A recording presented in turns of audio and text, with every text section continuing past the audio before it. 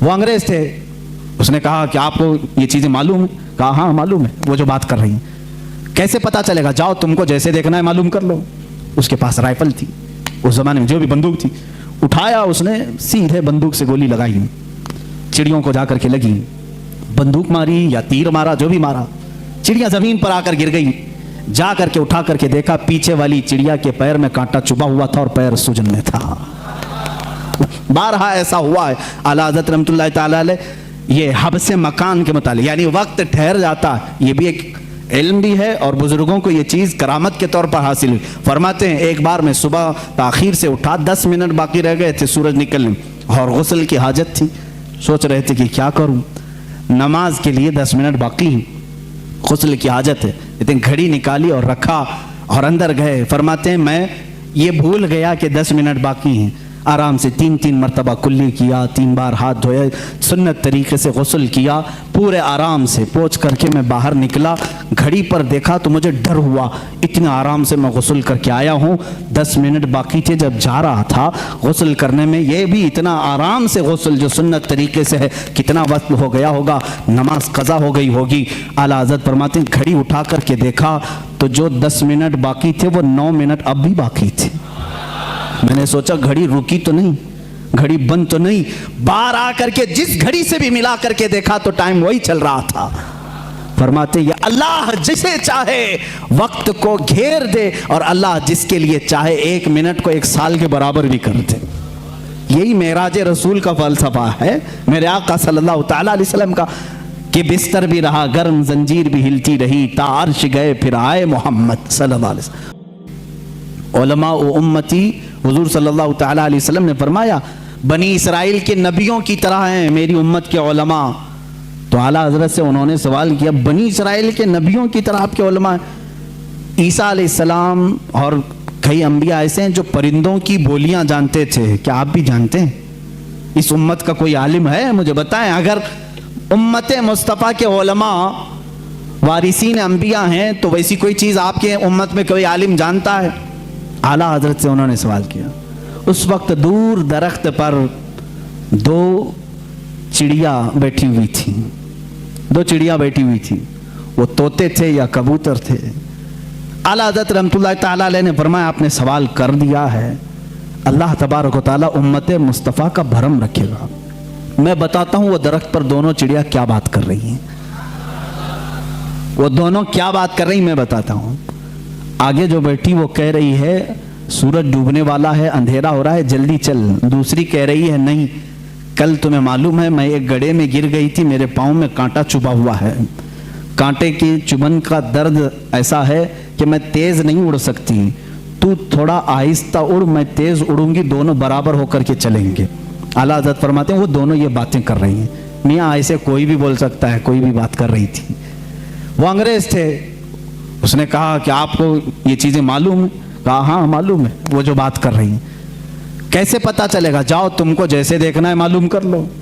اس کے پاس رائفل تھی اس زمانے میں، جو بھی بندوق تھی اٹھایا اس نے، سیدھے بندوق سے گولی لگائی، چڑیوں کو جا کر کے لگی. بندوق ماری یا تیر مارا، جو بھی مارا، چڑیاں زمین پر آ کر گر گئی.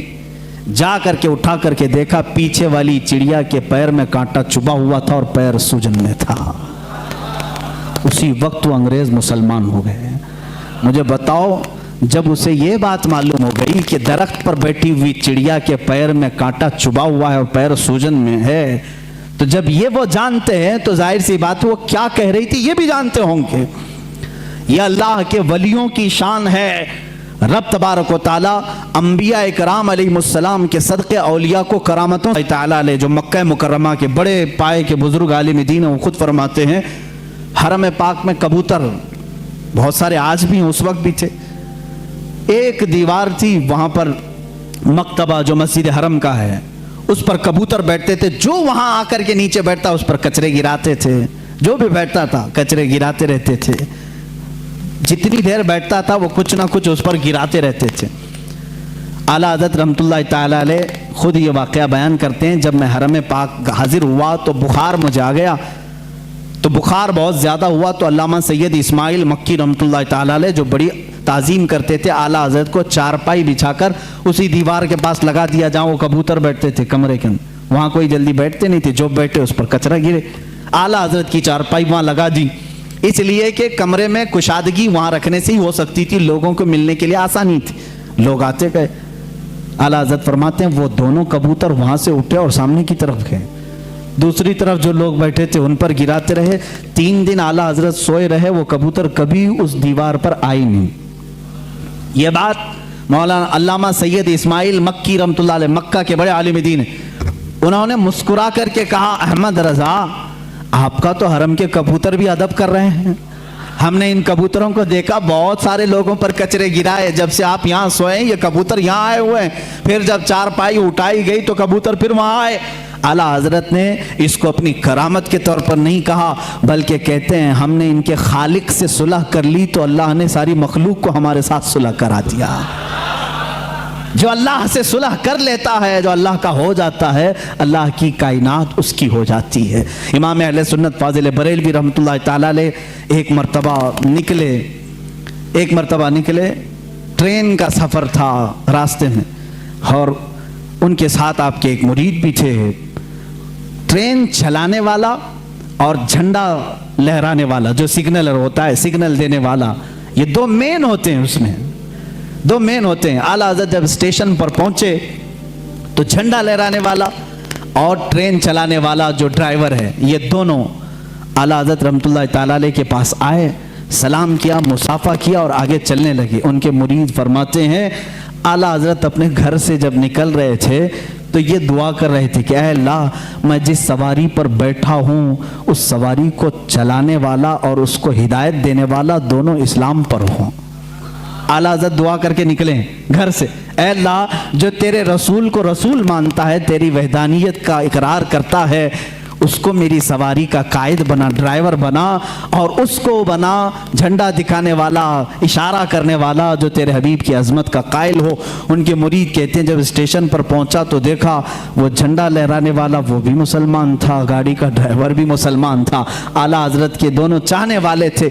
अल्लाह ताला अपने वलियों के लिए कुरान में ये फरमाता है, लहुम मा यशाऊन फीहा व लदैना मज़ीद, वो जो चाह लेते हैं अल्लाह उनके लिए वो पूरी कर देता है, वो बात पूरी कर देता है।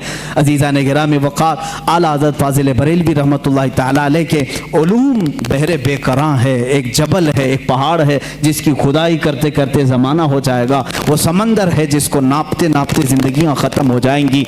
उनके दीवान हदायक़ बख्शिश की चंद बातें मैं मोहब्बत रसूल में ये पढ़ करके आपके सामने अपनी गुफ्तगू को समेटना चाहूँगा, इसलिए कि आपके अशार बारगाह रसूल में मकबूल हैं, रसूल करीम सल्लल्लाहु ताला अलैहि वसल्लम के दरबार में कबूलियत पा चुके हैं। इसलिए कि हमने ये भी पढ़ा, आला हज़रत रहमतुल्लाह ताला अलैह जब दूसरी मर्तबा सफ़र हज पर थे, एक नात लिखी, वो सुए लालाजार फिरते हैं, तेरे दिन ए बहार फिरते हैं। ये पूरी नात है, आला हज़रत रहमतुल्लाह ताला अलैह ने रोज़े रसूल पर जाकर के लिखी। देखें एक बात, पहला जो आप हज किए थे, उस हज के बाद दूसरा जब हज किया आपने, पहले मदीने हाजिर हुए, फिर उसके बाद हज के लिए गए।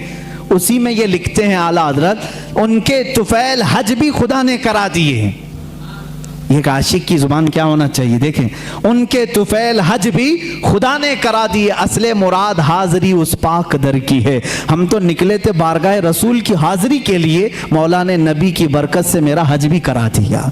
और आज के ज़माने में ये कहते हैं हज कर लो, मदीने जाने की ज़रूरत नहीं। आज भी नजदी उलमा फतवा भी देते हैं मदीना जाना ज़रूरी नहीं, और आला हज़रत कहते हैं उनके तुफैल हज भी खुदा ने करा दी, हमारा हज भी हुआ है उनके तुफैल।